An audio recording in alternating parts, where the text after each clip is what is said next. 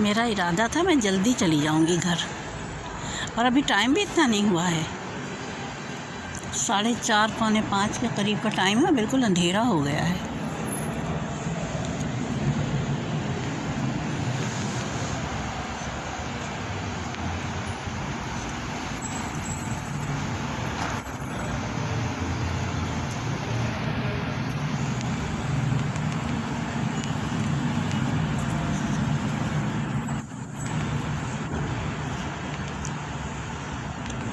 मैं बहुत एहतियात से जा रही हूँ क्योंकि हर तरफ गाड़ियाँ हैं, कहीं से भी निकल आती है।